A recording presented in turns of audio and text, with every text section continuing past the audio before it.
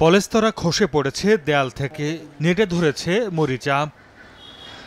২০১৭ সালে চালু হয় বাগেরহাট আঞ্চলিক হাঁস প্রজনন খামার। এরপর ৪ বছর হাঁসের ডিম থেকে একদিনের হাঁসের বাচ্চা উৎপাদন করে স্বল্প মূল্যে সরবরাহ করে আসছিল প্রতিষ্ঠানটি।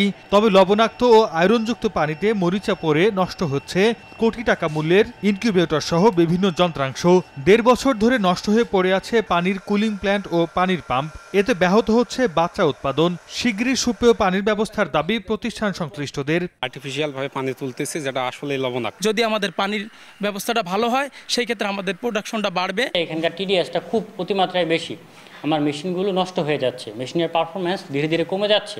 সুপেয় পানির ব্যবস্থার জন্য ঊর্ধ্বতন কর্তৃপক্ষকে জানানো হয়েছে বলে জানায় স্থানীয় প্রাণী সম্পদ বিভাগ। আমাকে আমার প্রাণী সম্পদ অধিদপ্তর থেকে আশ্বস্ত করেছেন যে তারা এই ব্যাপারে ব্যবস্থা নেবে। নগদের কাছে সব গ্রাহকই প্রিয়, তাই তো সারা দেশে ক্যাশ আউট চার্জ সবচেয়ে কম। খামার কর্তৃপক্ষের তথ্য মতে বাগেরহাট আঞ্চলিক হাঁস প্রজনন খামারের জিন্ডিং ও বেইজিং ২ ধরনের হাঁস রয়েছে। প্রতি বছর এই খামার থেকে আগে ৬০,০০০ বাচ্চা ইনকিউবেটরে উৎপাদন করা হতো। বর্তমানে এ পরিমাণ নেমে এসেছে ৫০,০০০-এ। সময় সংবাদ, বাগেরহাট।